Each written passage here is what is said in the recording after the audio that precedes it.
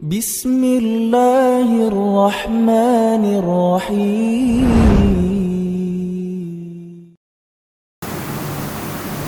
Alhamdulillahi rabbil alamin wa bihi nasta'in ala umurid dunya waddin.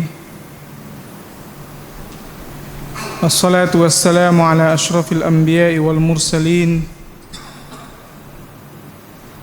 wa ala alihi wa ashabihi wa man tabi'ahum bi ihsanin ila yaumiddin, amma ba'd.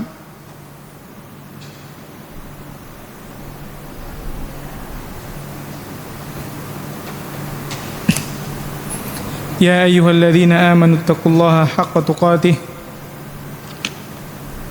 wa la tamutunna illa wa antum muslimun.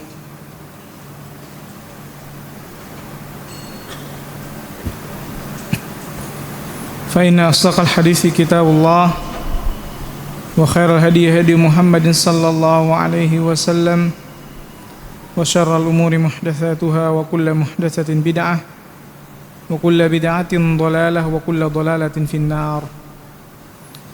Taib ikhwah fillah, a'azzani Allah wa iyyakum jami'an. Kita lanjutkan pembahasan dalam kitab Al-Adabul Mufrad, yang mana hadis-hadis yang ada di dalam kitab ini dikumpulkan oleh Al-Imam Al-Bukhari rahimahullahu rahmatan wasi'ah.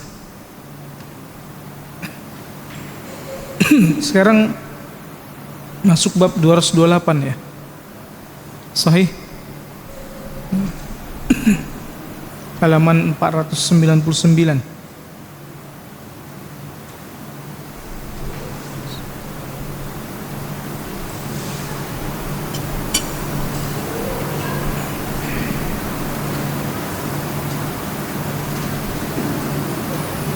Al-Imam Al-Bukhari mengatakan, Qabisah bin Uqbah mengabarkan kepada kami, ia berkata, Sufyan mengabarkan kepada kami dari Alqamah bin Marsad, dari Al-Qasim bin Mukhaymarah,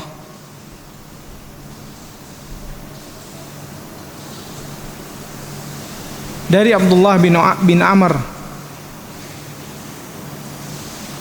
dari Nabi SAW, qala ma min ahadin yamrat illa kutiba lahu mithlu ma kana ya'malu wa huwa sahih. Jadi ini berkaitan dengan pahala amalan orang yang senantiasa dilakukan ketika sehat, maka akan tetap ditulis walaupun dia ketika sakit. Maka Nabi SAW menyebutkan, tidaklah seorang yang menderita sakit melainkan ditulis untuknya pahala seperti halnya pahala amalan pada saat ia sehat. Ya.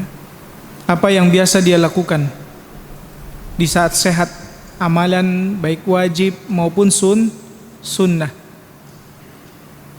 Ya. Maka jika yang wajibnya contohnya, ya, sehingga dia tidak bisa lagi melaksanakannya dengan sempurna, maka tetap diberikan pahala sempurna baginya. Ya.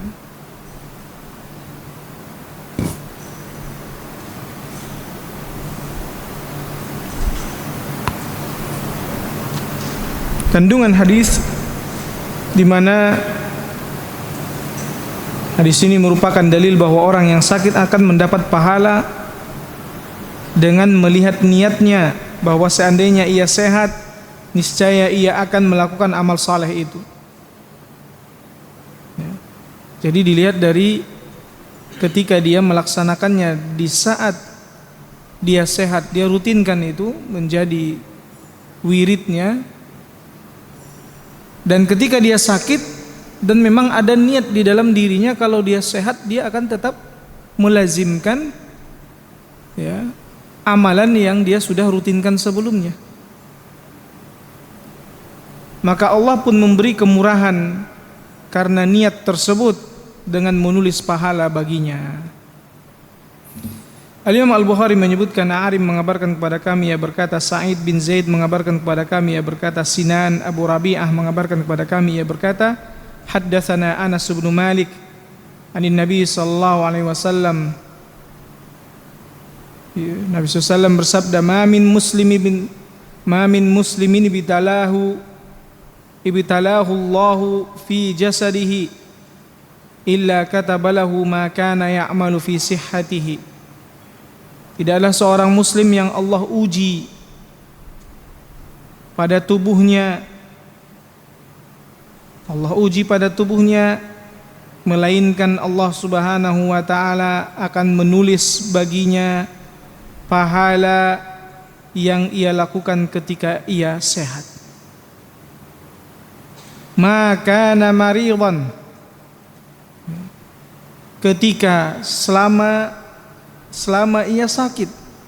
Jadi berapa lama pun itu sakitnya, maka setiap amalan-amalan yang dia lakukan sebelumnya di saat ia sehat, maka tetap Allah Subhanahu wa taala catat baginya. Fa in afahu arahu, dan jika Allah Subhanahu wa taala menyembuhkannya, arahu qala asalahu, dan aku mengira bahwa beliau SAW mengatakan menjadikannya dipuji. Wa in qabadahu ghafara lahu, namun jika Allah mengambil nyawanya, niscaya Allah mengampuni dosa-dosanya. Jadi kalau dia Allah sembuhkan,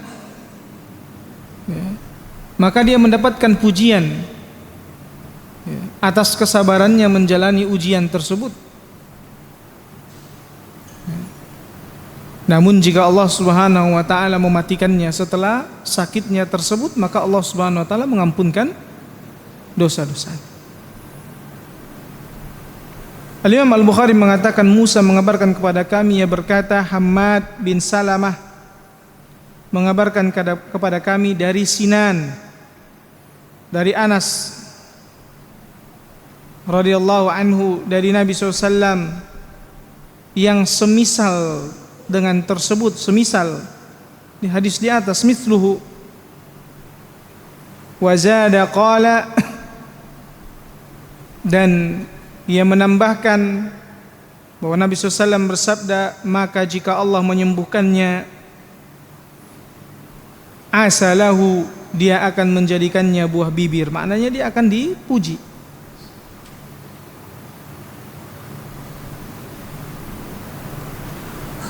Sehingga para manusia memujinya, ya, karena ia melakukan kebaikan-kebaikan sebelum dia meninggal, sehingga orang-orang pun senang kepadanya.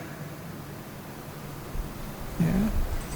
Al-asal, kenapa dikatakan asal? Asal itu dari madu, asal, ya, di madu, ya. Jadi apa asal? Madu. Makanya yang indah, karena asal itu manis, sehingga ketika dikatakan asalahu, maknanya ya, dia dipuji, ya, manusia menganggapnya adalah orang yang baik.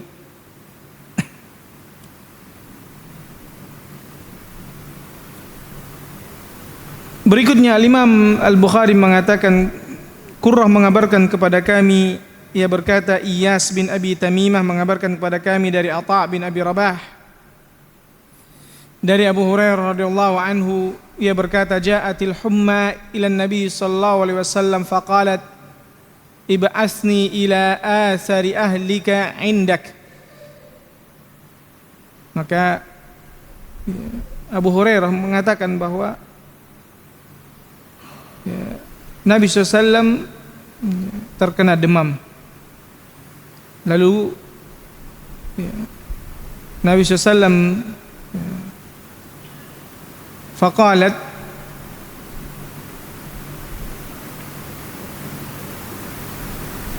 lalu ia berkata, kirimlah aku kepada jejak keluargamu yang ada padamu.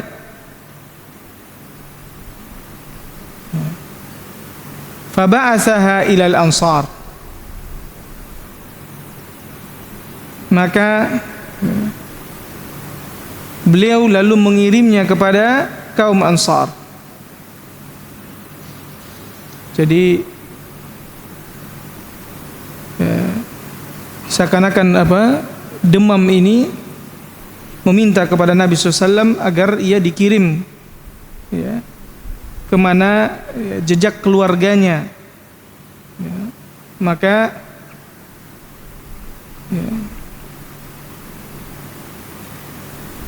Nabi SAW mengirimnya ke kaum Ansar. Fabakiyat alaihim sittata ayyamin wa layalihinna. Maka demam itu pun tinggal di tengah mereka selama 6 hari 6 malam. Fashtadda dzalika alaihim. Lalu itu semakin parah dialami oleh mereka. Jadi si demam ini mendatangi Nabi SAW di awalnya ya. Ja'atil humma ila Nabi SAW. Jadi si demam ini mendatangi Nabi SAW ya. Jadi bukan Nabi SAW terkena demam, tapi demam ini mendatangi Nabi SAW.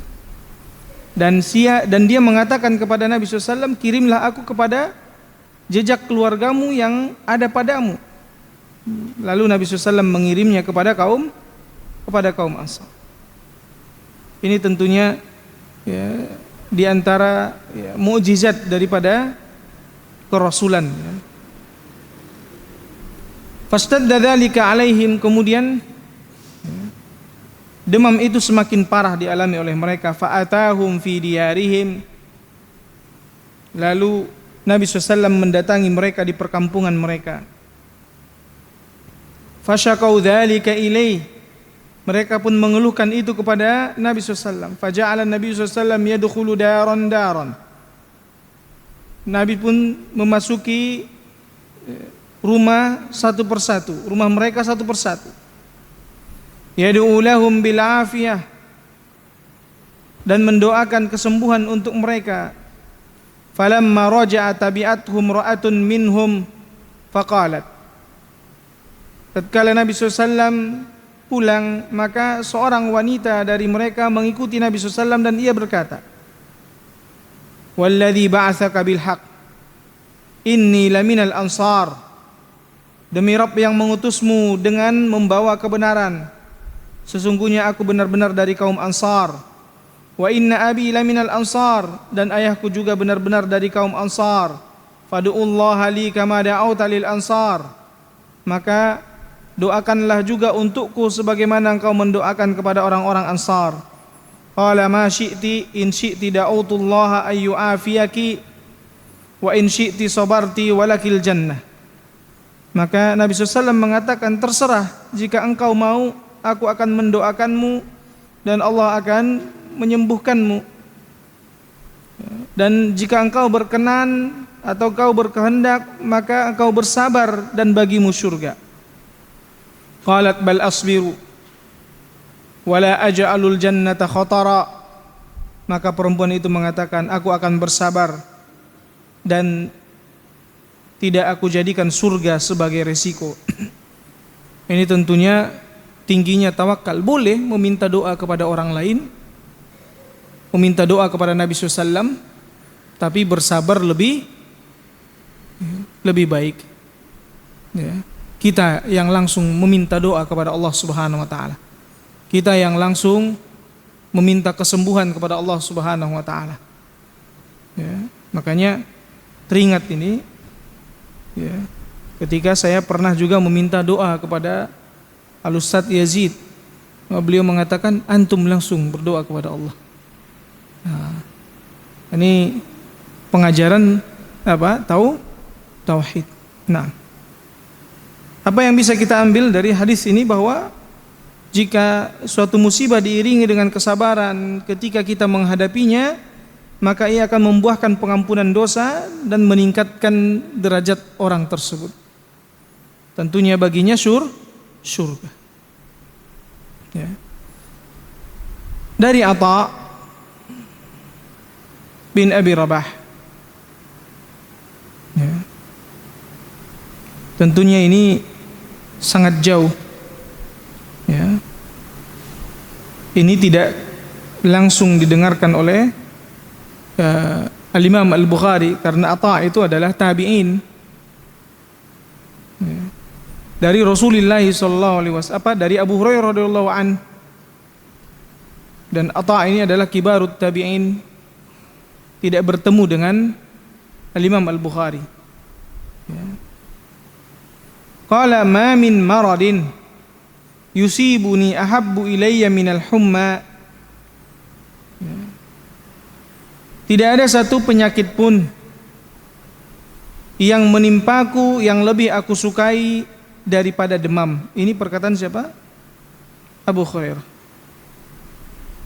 Li'annaha tadkhulu fi kulli udwin minni, karena demam itu masuk ke dalam seluruh anggota tubuhku.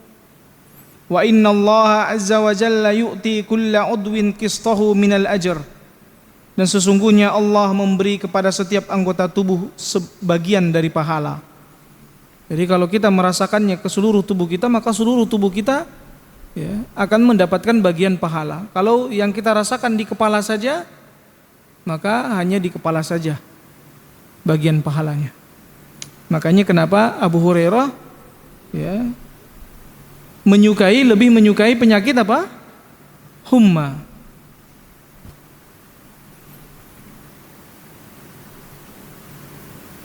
Kalau antum suka sakit apa? Sakit apa? Kalau bisa sehat terus ya. Tapi itu nggak bisa. Nggak ada orang yang sehat terus. Ada yang di sini nggak pernah sakit dari kecilnya. Ya,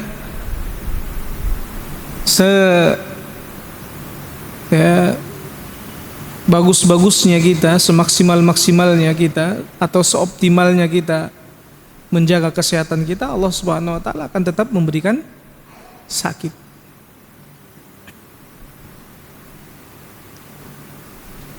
Tapi ada yang sering, ada yang jarang. Yang termasuk jarang sakit ada? Baik, berarti ini sering sakit semua. Jadi hadis ini yaitu ashar dari Abu Hurairah ya. Dalil bahwa orang yang sakit akan mendapatkan pahala karena sakitnya. Sebenarnya bukan ini yang kita jadikan sandaran sebagai dalil, tapi perkataan Nabi SAW sebelum-sebelumnya. Ada beberapa hadis yang kita sebutkan. Nah, sehingga ya, pahala itu ya, akan didapatkan sesuai besarnya ya, ujian.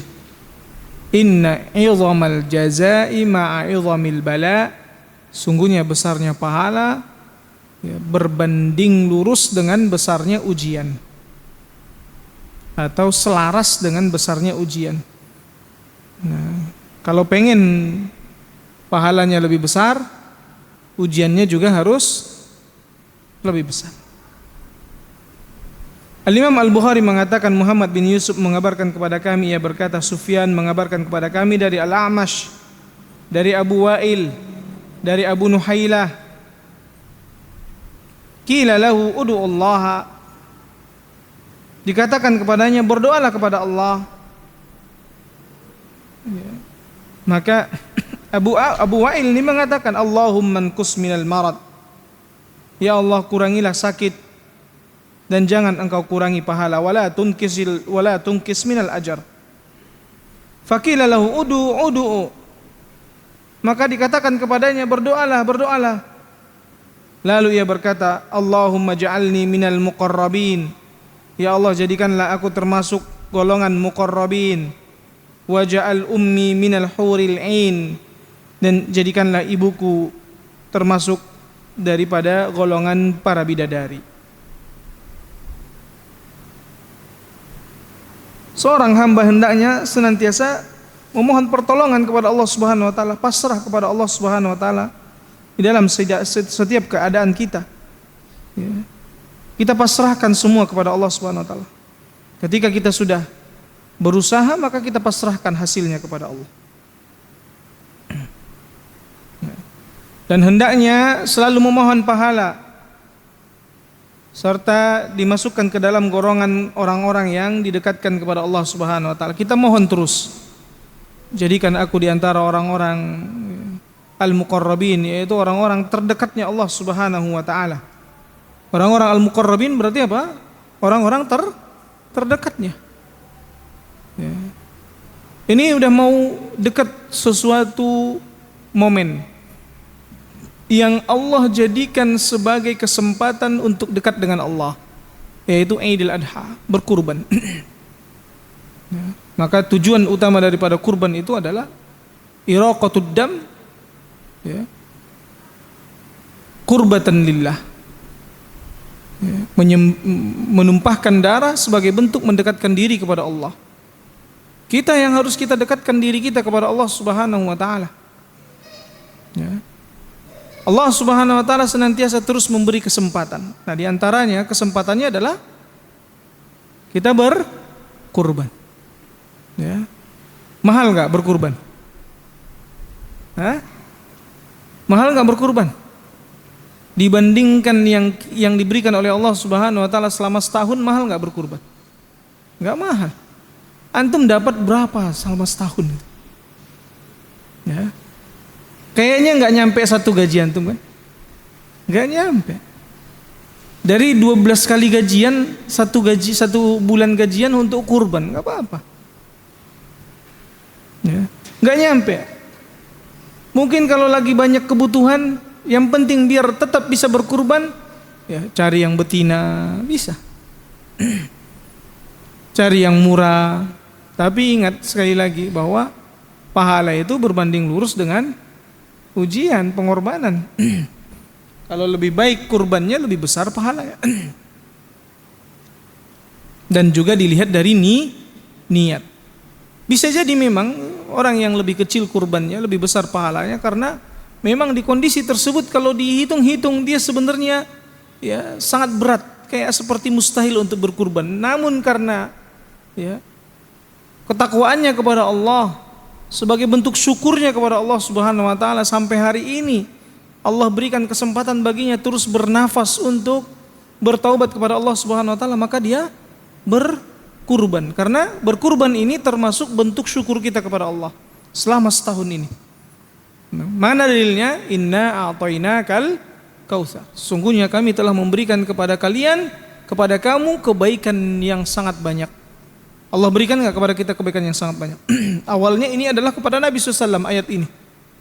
Ya. Tapi kita semua juga hambanya Allah Subhanahu wa taala telah Allah berikan kebaikan yang sangat banyak, maka sebagai bentuk syukurnya apa? Fashalli li rabbika wanhar. Salatlah kepada Rabbmu dan menyembelihlah, berkurbanlah. Makanya ibadah badan terbaik apa? Salat. Ibadah ya, harta terbaik apa? Menyembelih.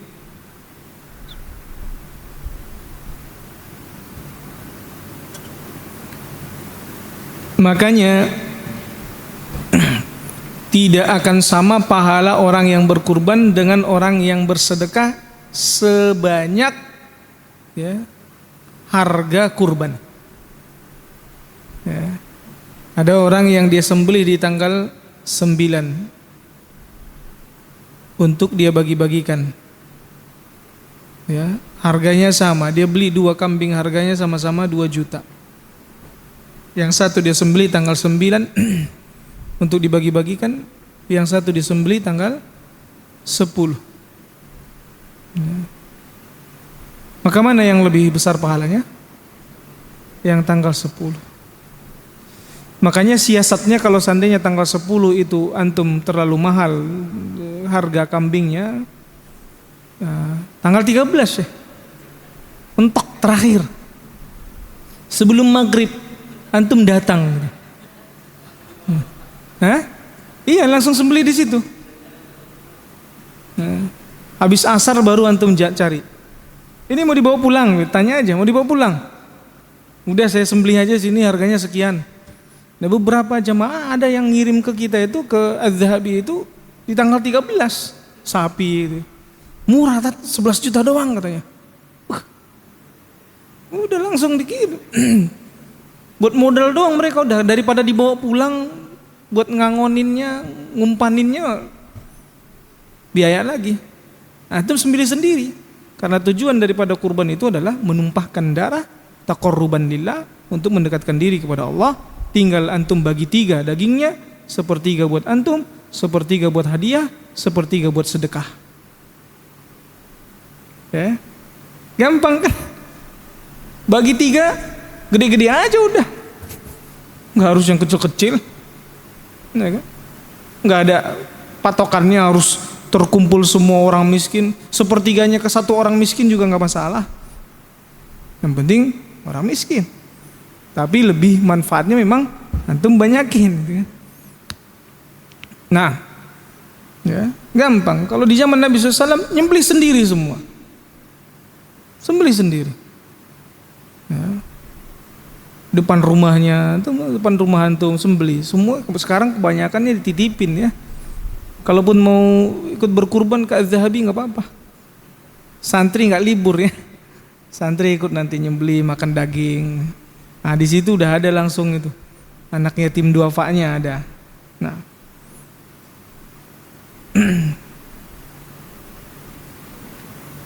Kemudian Al-Imam Al-Bukhari mengatakan Musaddad mengabarkan kepada kami, ia berkata, Yahya mengabarkan kepada kami dari Imran bin Muslim Abu Bakar. Ia berkata, Haddatsani Atha' bin Ibnu Abi Rabah qala li Ibnu Abbas. Atha' bin Abi Rabah mengabarkan kepadaku, ia berkata, Ibnu Abbas berkata kepadaku. Jadi murid seniornya Ibnu Abbas itu adalah Atha' bin Abi Rabah.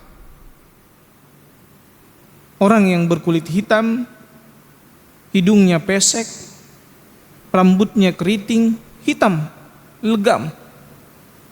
Dia adalah seorang budak. Kalau antum baca kisahnya, maka hidupnya itu dia bagi 3. 1/3 untuk menuntut ilmu, 1/3 untuk Rabbnya, dan 1/3 untuk tuannya. Ya. Jadi subhanallah nih orang. Makanya akhirnya tuannya, yaitu seorang wanita, ya, akhirnya memerdekakannya karena semangatnya dalam menuntut ilmu. Ya. Sampai-sampai para ulama, gak ada ulama di Mekah yang berani berfatwa selama Atha' bin Abi Rabah ada di situ. Gak ada yang berani. Ya. Ulama-ulama yang datang yang dari luar Mekah pun gak berani. Ya. Karena ada Atha' bin Abi Rabah. Subhanallah, dia adalah seorang budak. Makanya yang meninggikan derajat seseorang itu, ya, bukan harta, akan tetapi ilmu.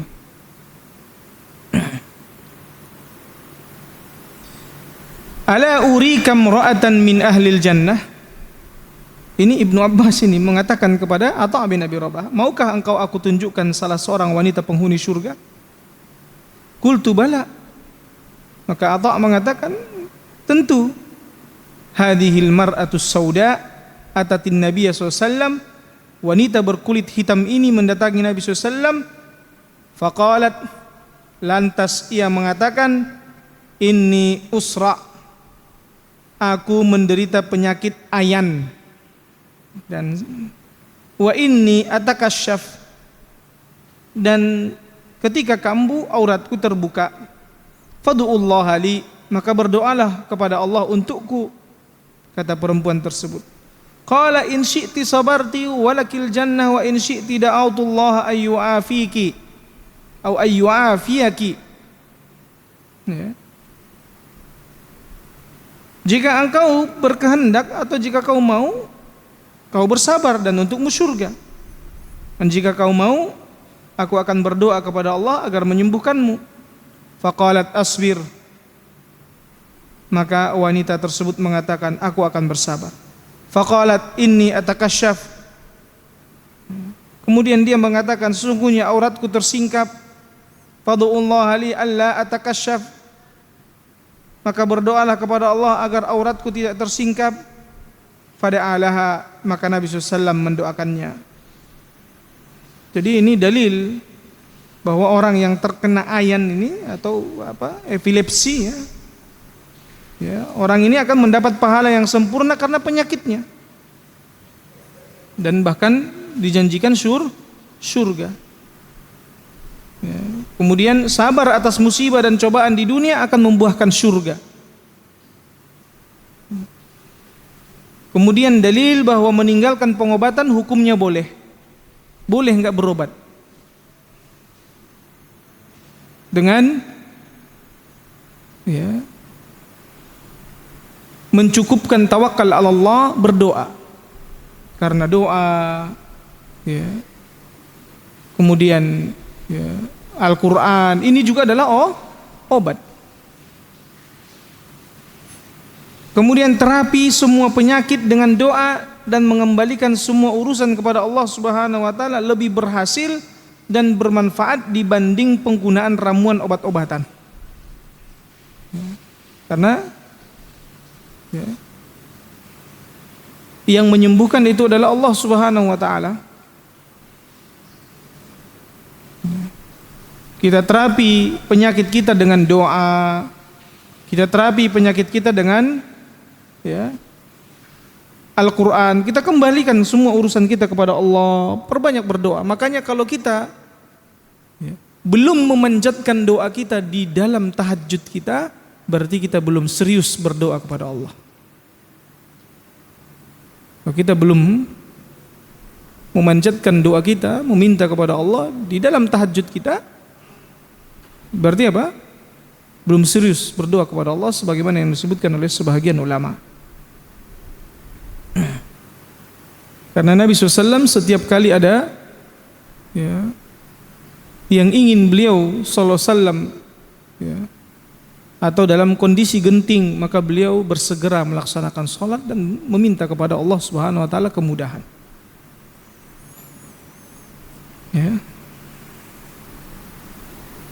Kalau di zaman sekarang malah lebih condongnya kepada ramuan-ramuan, obat-obatan. Lebih condongnya kepada ramuan-ramuan. Seakan-akan mereka merasa lebih masuk akal karena dia diminum kan, ada reaksi dalam tubuh. Merasa bahwasanya itu lebih masuk akal dibandingkan dia mengangkat kedua tangannya, berdoa, berzikir, membaca Al-Fatihah. Allahul musta'an. Padahal doa itu adalah senjatanya seorang mukmin.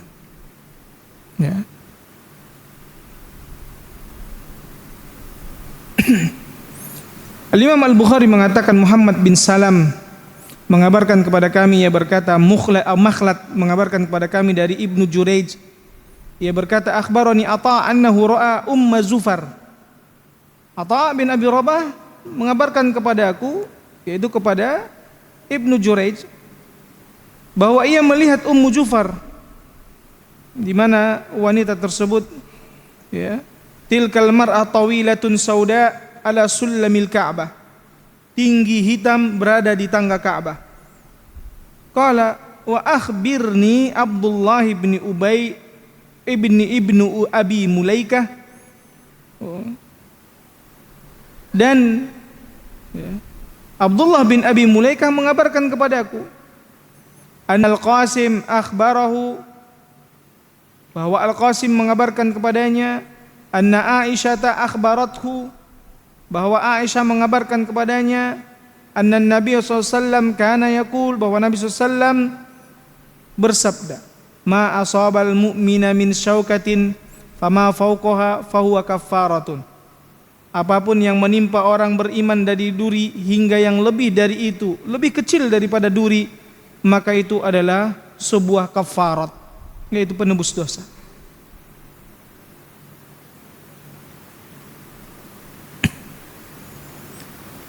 Al-Imam Al-Bukhari mengatakan, Bishr mengabarkan kepada kami, ia berkata, Abdullah mengabarkan kepada kami, ia berkata, Ubaidullah bin Abdurrahman bin Abdullah bin Mauhib mengabarkan kepada kami, ia berkata, haddatsani ammi Ubaidullah bin Abdullah bin Mauhib. Pamanku Ubaidullah bin Abdullah bin Mauhib berkata kepadaku, sami'tu Abu Hurairah yaqul, aku mendengar Abu Hurairah radhiyallahu anhu berkata, qala Rasulullah sallallahu alaihi wasallam, ma min muslimin yushaku syaukatan fid dunya yahtasibuha illa qussa biha min khotoyahu yaumal qiyamah. Tidaklah seorang muslim yang tertusuk duri di dunia ia mengharapkan pahala atasnya, melainkan kesalahan-kesalahannya akan dikurangi karenanya pada hari kiamat. Yang terpenting apa? Dia mengharapkan pahala atasnya. Kadang ada yang enggak sabar, berteriak, kemudian aduh sakit. Nah, maka ini menunjukkan ketidaksabaran, karena as-sabru inda sadamatil ula. Kesabaran itu kapan? Pada hentakan yang pertama. Ya.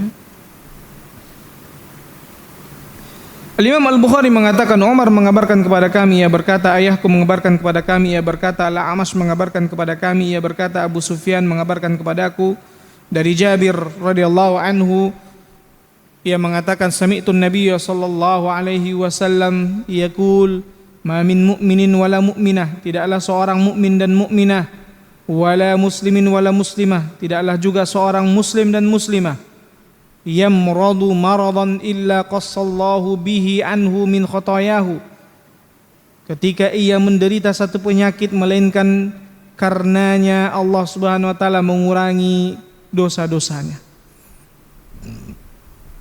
Menunjukkan bahwa setiap ujian, setiap penyakit yang dirasakan oleh seorang muslim, seorang mukmin dan mukminah, maka itu akan mengurangi atau menghapuskan dosa selama dia bersabar. Nah,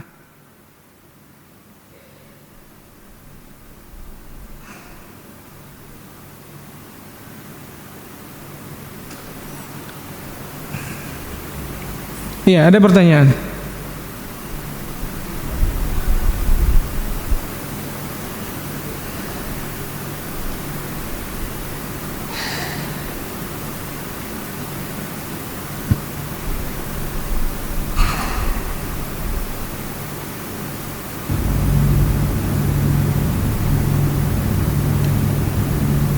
Ya.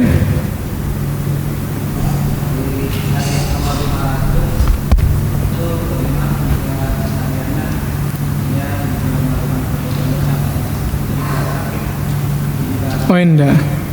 Ya. Kalau dosa maka tidak. Ya. Ketika dia sakit, karena dia sakit sehingga dia tidak melakukan dosa, maka tidak dicatat dosa baginya. Nah, ini hanya ya, di saat ya, apa yang dicatat itu hanyalah kebaikan-kebaikan. Ini menunjukkan besarnya kasih sayang Allah Subhanahu.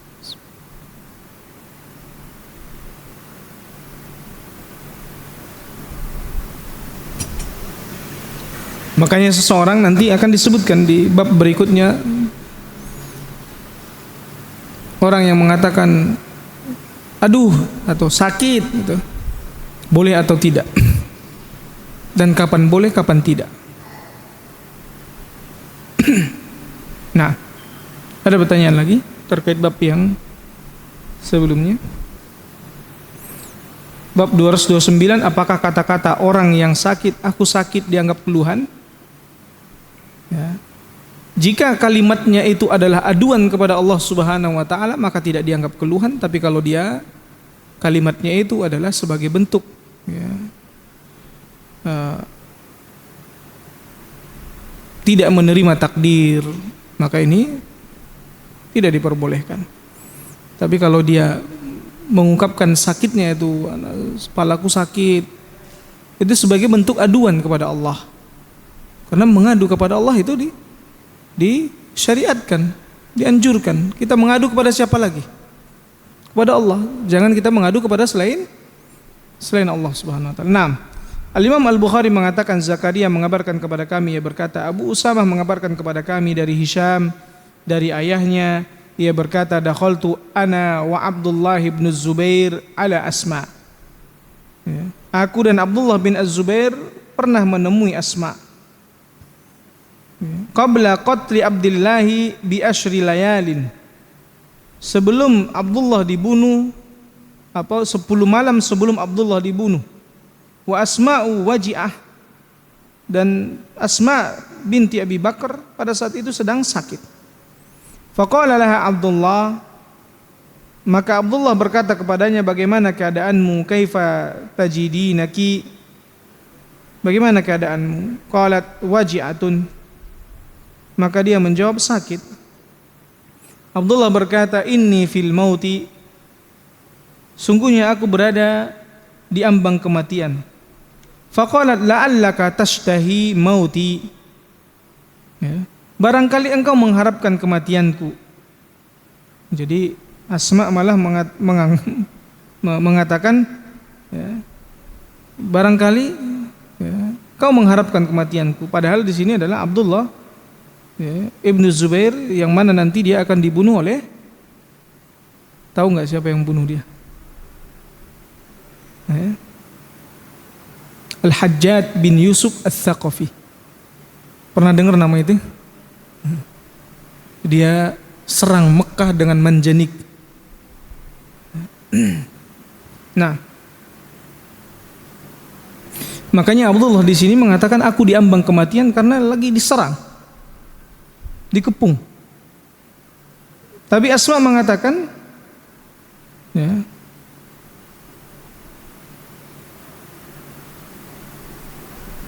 barangkali engkau mengharapkan kematianku, la'allaka tashtahi mauti, falidzalika tatamannahu, sehingga kau mengangan-angankannya.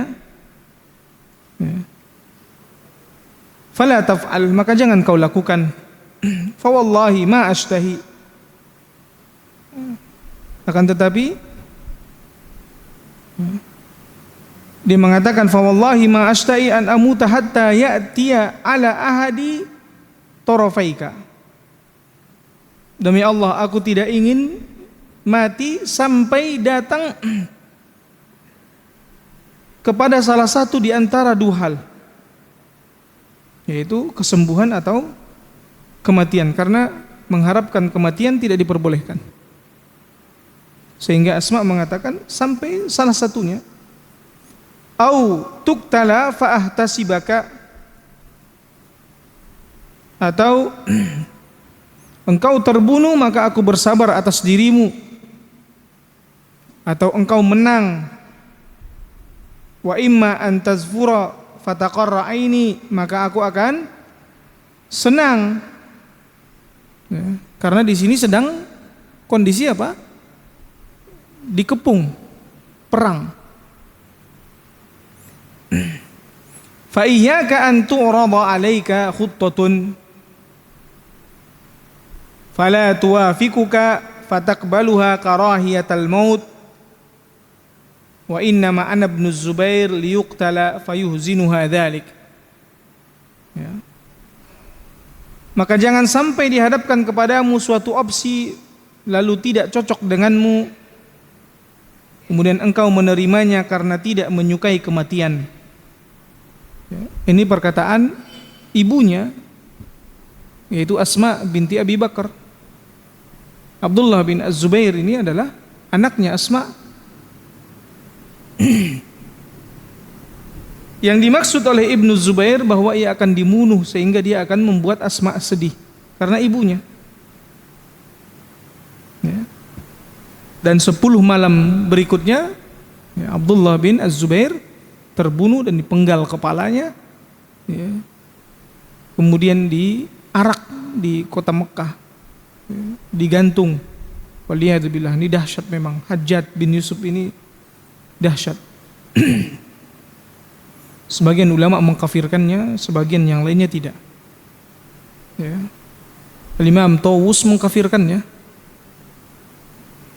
Namun begitulah para ulama, walaupun dia mengkafirkan, ya, Al-Hajjaj bin Yusuf As-Saqafi bukan berarti dia juga mengkafirkan ulama yang tidak mengkafirkannya. Karena di situ adalah ijtihad. Mengkafirkan seseorang yang tidak ada nasnya dalam Al-Quran atau hadis, maka ini kesimpulan dari kita, benar nggak? Ketika kita mungkin melihat ini azan. Nah, insyaallah nanti kita lanjutkan ya. Nah, subhanakallahumma wa bihamdika asyhadu an la ilaha illa anta astaghfiruka wa atubu ilaik. Assalamualaikum warahmatullahi wabarakatuh. Bismillahirrahmanirrahim. Assalamualaikum warahmatullahi wabarakatuh.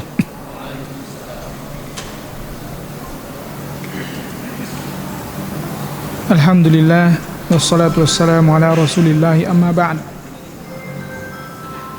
Naam, taib ikhwah fillah, azani Allah wa iyyakum jami'an. Kita lanjutkan pembacaan hadis-hadis yang terdapat di dalam kitab Al-Adabul Mufrad yang dikumpulkan, hadis-hadisnya yang dikumpulkan oleh Al-Imam Al-Bukhari rahimahullahu rahmatan wasi'ah.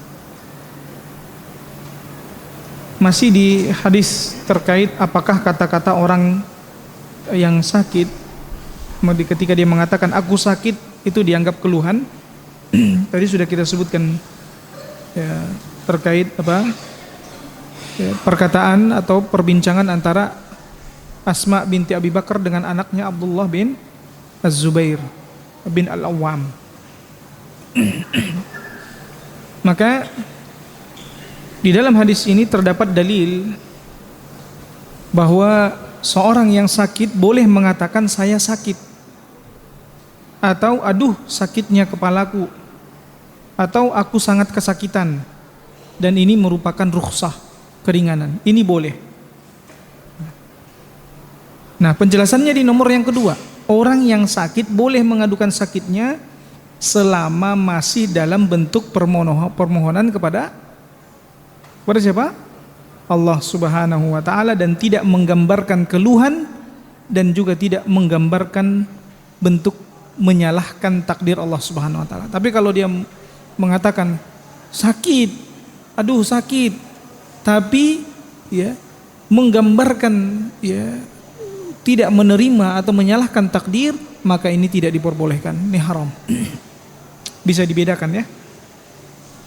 Kapan seorang orang sakit itu boleh mengatakan aduh sakit, itu kalau ucapan dia ini sebagai bentuk pengaduan kepada Allah Subhanahu wa taala.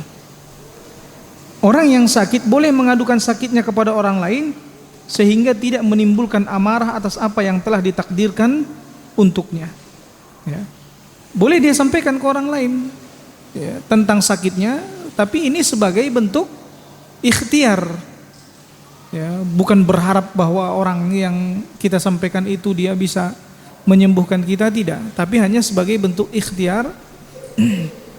Atau agar dia tidak marah kepada kita karena mungkin kita kurang perhatian sama dia atau yang lainnya, maka kita katakan saya sedang sakit. Kadang bisa jadi ada orang yang mungkin sudah janjian qadarullah dia sedang sakit, maka dia kasih tahu saya sedang sakit. Bisa dipahami ya. Nah, ada pertanyaan? Baik, kita lanjutkan, belum masuk akhir bab. Berikutnya Imam Al-Bukhari mengatakan Ahmad bin Isa mengabarkan kepada kami, ia berkata, Abdullah bin Wahab mengabarkan kepada kami, ia berkata, Hisham bin Sa'ad mengabarkan kepadaku dari Zaid bin Aslam, dari Atha bin Yasar, dari Abu Sa'id al-Khudri radhiyallahu anhu, annahu dakhala ala Rasulillah SAW wa huwa ma'uq, bahwa dia menemui Rasulullah SAW sementara Rasulullah SAW dalam keadaan sedang terkena demam.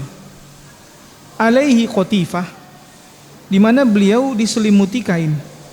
Fawadha'a yadahu alaihi, kemudian Abu Sa'id lalu meletakkan tangannya kepada beliau SAW. Fawajada hararataha fawqal qatifah, maka dia pun merasakan panasnya di atas selimut. Berarti menunjukkan apa? Sangat panas sekali. Faqala Abu Sa'id, Maka Abu Sa'id pun mengatakan, ma asyaddahum maka ya Rasulullah. Ya. Alangkah panasnya demammu wahai Rasulullah. Qala inna kadzalika yashtaddu alaina al-bala. Ya. Kemudian Rasulullah SAW bersabda, kami pun memang begitu. Ya. Ujian untuk kami sangatlah berat. Wa yudha'afu lana al-ajr. Ya. Dan pahala dilipat gandakan untuk kami dan akan dilipat gandakan pahala untuk kami. Makanya para nabi ujiannya lebih berat. Kalau para nabi terkena sakit, sakitnya lebih berat. Faqala ya Rasulullah, maka Abu Sa'id mengatakan, ya Rasulullah, ayyun nasi asyaddu bala'an? Siapakah manusia yang paling berat cobaannya? Maka Nabi SAW mengatakan, al-anbiya'u tsummas salihun. Yang paling berat ujiannya adalah para nabi, lalu orang-orang saleh. Ya. Waqad kana ahaduhum yubtala bil faqri hatta ma yajidu illa al-aba'ah yajubuhu fayalbasuha. Salah seorang dari mereka diuji dengan kefakiran sampai-sampai dia tidak mempunyai apa-apa selain jubah lusuh yang ia pungut lalu dia pakai. Wa yubtala bil kummal, dan ada yang diuji dengan kutu hatta yaqtulahu, hingga kutu itu membunuhnya. Wali ahadihim kana asyaddu farahan bil bala'i min ahadikum bil ata'i. Namun salah seorang dari mereka sungguh lebih senang mendapatkan cobaan tersebut daripada senangnya kalian ketika mendapatkan suatu pemberian. Lihat nih, para nabi, orang-orang soleh, ya, mereka lebih senang ketika mereka dapat ujian dibandingkan mereka dapat pemberian. Ya, subhanallah. Ini menunjukkan apa? Tingginya keimanan seseorang, tingginya tauhid seseorang, tingginya berserah diri seseorang, tawakalnya seseorang. Ya. Jadi hadis ini dalil bahwa cobaan-cobaan yang menimpa seorang hamba akan mensucikannya dari dosa-dosanya dan juga akan meninggikan derajatnya di sisi Allah Subhanahu wa taala. Orang yang ujiannya paling berat adalah para nabi, dan mereka adalah orang yang paling sabar dalam menghadapi ketentuan-ketentuan Allah, dalam menghadapi qada dan qadarnya Allah. Bahkan mereka mengharapkan pahala dari Allah melalui cobaan-cobaan tersebut. Bahkan mereka senang dengan cobaan itu. Nah, sampai di sini ada pertanyaan?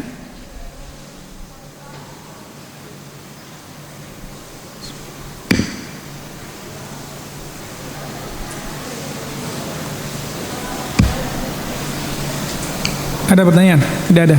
Nah, berikutnya menjenguk orang yang pingsan.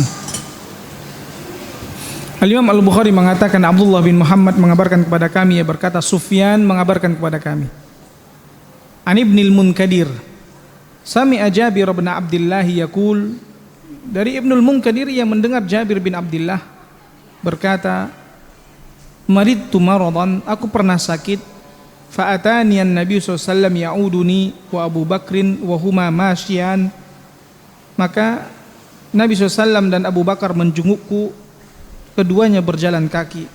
Fawajadani ughmiya alayya, dan mereka mendapatiku dalam keadaan pingsan. Fatawaddu'an Nabi SAW summa sabba wudu'ahu alayya, maka Nabi SAW berwudu kemudian menyiramkan wudunya beliau kepadaku. Fa'afaqtu, kemudian aku pun sadar, terbangun. Fa'idan Nabi SAW, ternyata ia adalah Nabi SAW. Dia sadar dan melihat Nabi SAW. Faqultu ya Rasulullah kaifa asna'u fi mali, maka dia pun mengatakan, ya Rasulullah, bagaimana aku akan berbuat dengan hartaku? Kaifa aqdi fi mali, bagaimana aku memutuskan perkara hartaku? Falam yujibni bi syai'in hatta nazalat ayatul miras. Beliau SAW tidak menjawab hingga turunlah ayat tentang faraid, yaitu tentang harta warisan. Jadi Nabi SAW sendiri pun tidak punya wewenang untuk memutuskan syariat. Bahkan Nabi pun menunggu wahyu. Beberapa faedah yang bisa diambil. Yang pertama, keutamaan menjenguk orang sakit dan anjuran agar melakukannya. Karena Nabi SAW mencontohkan beliau Rasulullah SAW dan Abu Bakar berjalan menjenguk ya, Jabir bin Abdullah. Kemudian bukti nyata adanya pengaruh dari berkah Rasulullah SAW, karena Rasulullah SAW berwudu, air wudunya disiramkan oleh Nabi SAW kepada Jabir, dan dia pun tersadar dari pingsannya. Dalil bahwa air musta'mal, air wudu, sisa air wudu yang sudah digunakan untuk berwudu dan mandi adalah suci ya, karena kalau tidak suci ya, karena ada sebahagian pendapat yang mengatakan bahwa air sisa daripada wudu itu maka tidak suci. Kalau tidak suci, Nabi SAW tidak akan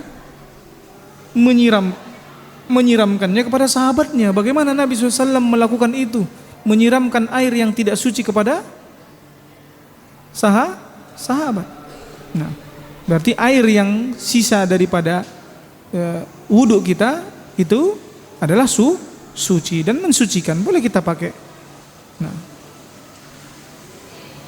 orang yang sakit boleh berwasiat, walaupun ada kalanya ia tidak sadarkan diri, asalkan wasiat tersebut dilakukan ketika dia sadar sepenuhnya. Maka seperti di sini, saat sadar dia baru ya, bertanya tentang harta warisannya, bagaimana nanti harta saya perbuat. Maka barulah turun tentang harta warisan. Nah, ada pertanyaan?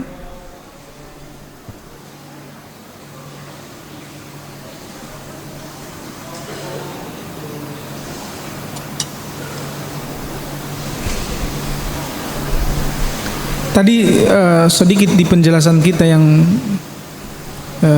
terbengkalai tadi ya, terkait apa? Kafir mengkafirkan di antara para ulama. Ya. Seperti sebagian ulama mengkafirkan siapa? Al-Hajjaj bin Yusuf Ats-Tsaqafi. Sebagian ulama tidak mengkafirkan. Ulama ya, Basrah, ya, Kufa itu tidak mengkafirkan Al-Hajjaj bin Yusuf Ats-Tsaqafi. Ada sisi yang mereka lihat, karena mereka merasa bahwa memang harusnya seperti itulah pemimpin kepada para pembangkang. Ya. Kemudian Al-Hajjaj bin Yusuf Ats-Tsaqafi ini, dia adalah dulunya ahlul Quran, dan dia ketika di tempatnya di sana dia tidak memiliki harta. Apa yang dia dapatkan dari Baitul Mal itu disedekahkan sama dia semuanya kepada para penghafal Quran. Ya. Tapi memang ya, kalau udah berurusan sama pemberontak dia sangat sadis, dahsyat. Ya. Kalau dia meyakininya itu adalah apa? Pemberontak, maka dia meyakini kehalalan darahnya. Dia penggal, dia ini, waliyadzubillah.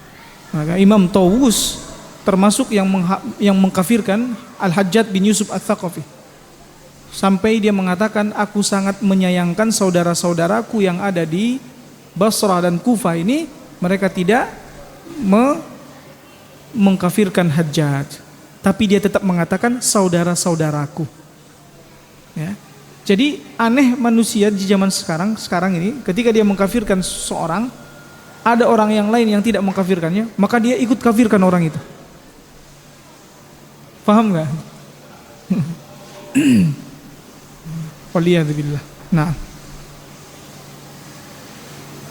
karena permasalahan mengkafirkan itu tidak ada nasnya langsung dari Al-Quran bahwa Al-Hajjaj bin Yusuf Ats-Tsaqafi kafir.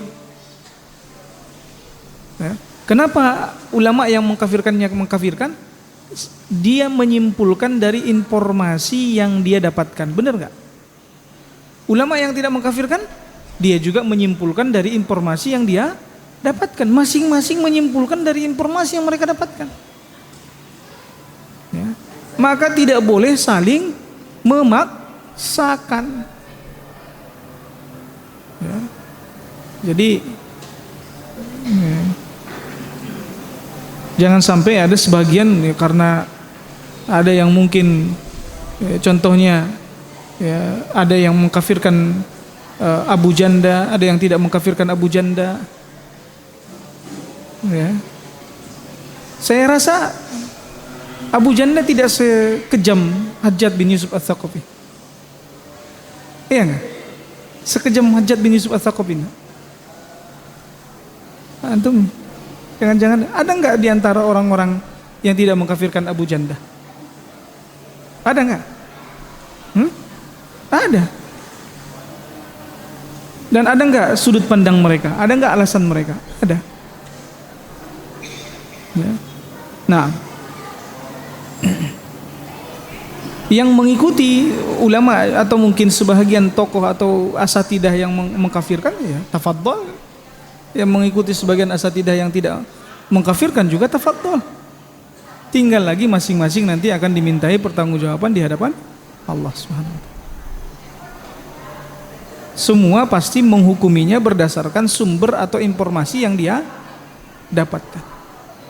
Informasinya dia dapatkan, terus ya dia simpulkan dari kadar keilmuan yang dia miliki. Dari kadar keilmuan yang dimiliki. Namun hati-hati, yang mengkafirkan seorang muslim ini kayaknya, kalau dia memang itu memang beneran kafir, dia kafirkan, ya nggak masalah, ya kan? Memang udah layak dikafirkan yang beneran kafir. Tapi kalau dia ternyata salah mengkafirkannya, maka kekafiran itu akan datang kepadanya. Ini hati-hati. Ya. Tapi memang kalau jelas-jelas kekafirannya tapi tidak dikafirkan, nah ini juga bisa kafir. Berat nggak? Berat. Makanya kita ngikut aja, ngikut ulama aja, nggak usah apa kita nyimpulin, jangan, berat soalnya. Ya. Orang-orang yang tidak mengkafirkan yang dikafirkan oleh Allah dan Rasulnya kafir. Kalau sudah jelas-jelas. Makanya Syekh Utsaimin mengatakan bukan saya yang punya wewenang untuk mengkafirkan orang-orang, enggak. Tapi Allah dan Rasulnya. Maknanya apa? Harus ada standar yang jelas dari Alkitab was sunnah. Ya jelas nggak orang itu? Seperti yang jelas adalah ketika dia memang terang-terangan menentang Al-Quran dan Sunnah, udah jelas. Ya.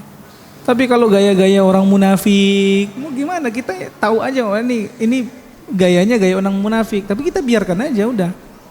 Para sahabat juga tahu nih, ini orang-orang munafik, tahu. Tapi mereka speak up enggak? Ya. Nabi SAW tahu orang-orang munafik. Nabi speak up enggak? Sebutin enggak nama-namanya? Hah?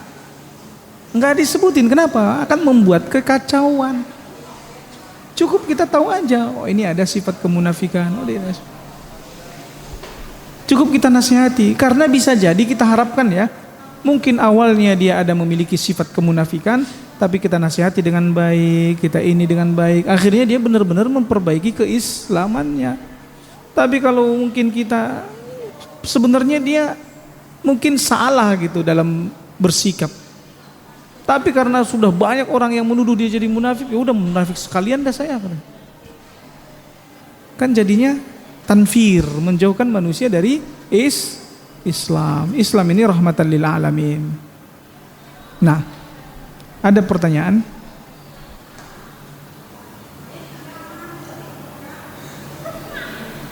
Ini udah mau isya lagi ya?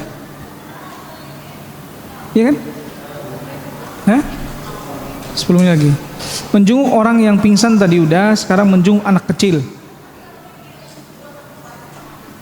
Al-Imam Al-Bukhari mengatakan, Hajjat mengabarkan kepada kami,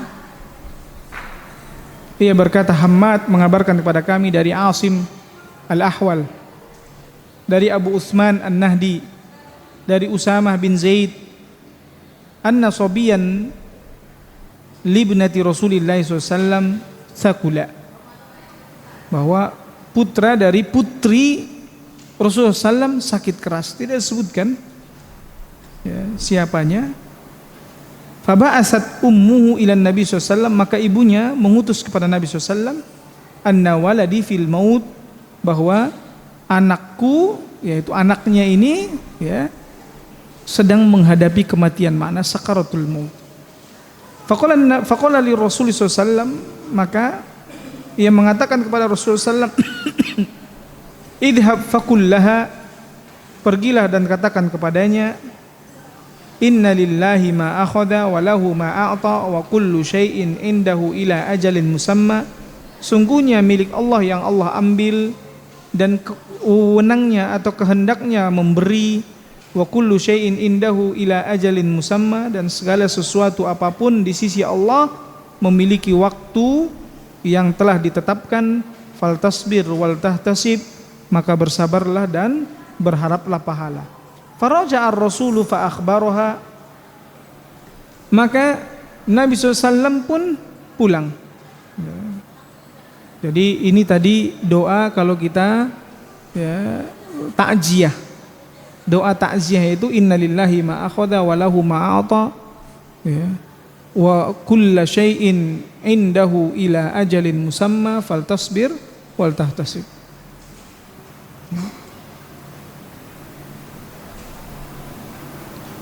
Jadi kemudian orang itu, utusan itu kembali dan memberitahukan kepadanya. Ar-Rasul di sini, Faraja ar-Rasul ini kembali utusan ini. Dia mengabarkan kepada putrinya, fa akhbaraha fa ba'asat ilaihi tuqsima alaihi lima jaa.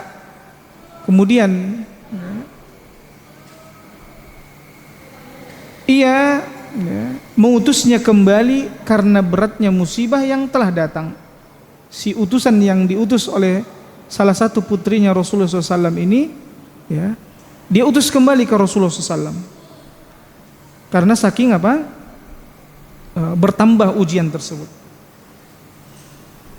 Faqaman Nabi SAW, maka Nabi SAW pun berdiri fi nafarin min ashabih. Beliau berangkat bersama beberapa dari sahabatnya. Minhum Sa'ad bin Ubadah, di antaranya adalah Sa'ad bin Ubadah, termasuk tokoh daripada Ansar. Fa akhadha Nabi SAW as-sabiyya fa wada'ahu baina sadyuwatayhi baina sanduwatayhi. Maka Nabi SAW mengambil si anak ini dan meletakkan anak ini di antara kedua dadanya. Maknanya apa? Mendekapnya. Nabi SAW mendekap anak tersebut. Wali sadrihi qaqa'atun kaqa'atis syannah, dan terdengar dari dada anak ini suara getaran seperti benda kering. Fadama'at aina Rasulullah SAW, maka berlinanglah air matanya Rasulullah SAW. Faqala Sa'ad bin Ubadah. Sa'ad yang tadi ikut itu siapa? Sa'ad bin Ubadah, bukan Sa'ad bin Abi Waqqas. Maka Sa'ad pun mengatakan, atabki wa anta Rasulullah. Apa kata Sa'ad bin Ubadah? Apakah kau nangis padahal kau adalah Rasulullah? Jadi seakan-akan menangis ketika bersedih itu, sahabat ini menganggap adalah suatu hal yang tidak diperkenankan. Maka Nabi SAW mengatakan, innama abki rahmatan laha, sungguhnya aku menangis karena kasih sayang kepadanya. Innallaha la yarhamu min ibadihi illa ruhama, sungguhnya Allah Subhanahu wa ta'ala tidak menyayangi hamba-hambanya kecuali dari para orang-orang yang penyayang dari hamba-hambanya. Jadi yang disayangi oleh Allah adalah orang-orang yang penyayang. Nah, baik. Jadi faedah yang bisa diambil dari hadis ini, boleh mengundang orang-orang yang mulia untuk menjenguk orang yang sedang menghadapi sakaratul maut. Mengharapkan apa? Berkah dan doa mereka. Bisa jadi diarahkan, ditalkin. Ditalkin itu berarti apa? Mengarahkan si orang yang sedang sakaratul maut atau sakit ini untuk mengucapkan kalimat terakhirnya adalah la ilaha illallah. Nah, kalau dia udah ngucapin, dia diam, kita diam. Gak usah terus-terusan. Ayo lagi la ilaha illallah. Udah ucapin la ilaha illallah. La ilaha illallah. La ilaha illallah. Jadi dia capek dia. Ketika dia mengucapkan ucapan la ilaha illallah dan dia diam, maka kita diam.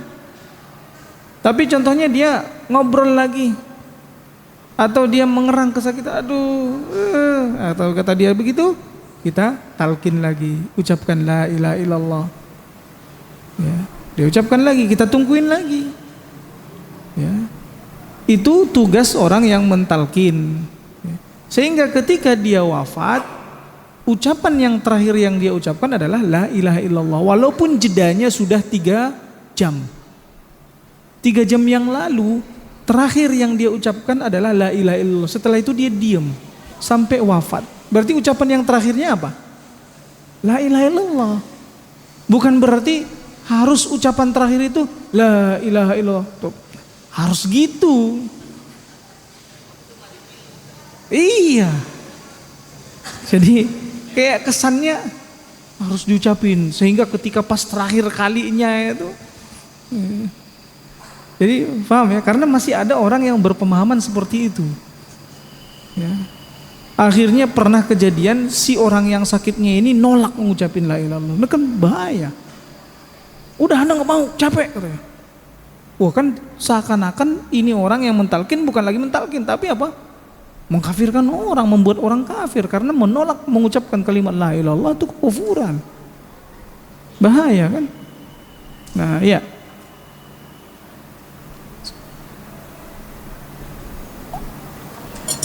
Kemudian boleh berjalan untuk bertakziah atau menjenguk orang sakit tanpa izin, berbeda dengan walimah. Jadi walaupun si orang ini enggak ngasih undangan gitu, undangan takziah, enggak perlu, antum enggak usah diundang takziah datang. Kemudian anjuran agar menyayangi manusia serta ancaman bagi orang-orang yang hati dan matanya keras. Jadi orang yang tidak mau menangis itu orang yang hati dan matanya keras. Makanya kapan kita terakhir menangis karena takut kepada Allah? Ya, harus kalau bisa tiap hari kita tuh nangis. Nangisnya karena apa? Takut sama Allah, ingat dosa, nangis, minta ampun sama Allah. Walaupun setetes 2 tetes, harus berusaha, tabakau, berusaha nangis. Ya. Kalau enggak, hati keras. Nah, boleh menangis karena kematian tanpa meratap. Jadi menangis saja, enggak usah ngeratap. Jangan ngucapin, ya sedih kali lah aku kehilangan kamu nak. Gitu. Jangan ngucapin ratapan-ratapan yang mengungkapkan ya ketidakridhoan terhadap takdir. Adapun yang dilarang adalah kehilangan kendali dan tidak sabar. Nah, kita cukupkan sampai di sini. Subhanakallahumma wa bihamdik asyhadu an la ilaha illa anta astaghfiruka wa atubu ilaik. Assalamualaikum warahmatullahi wabarakatuh.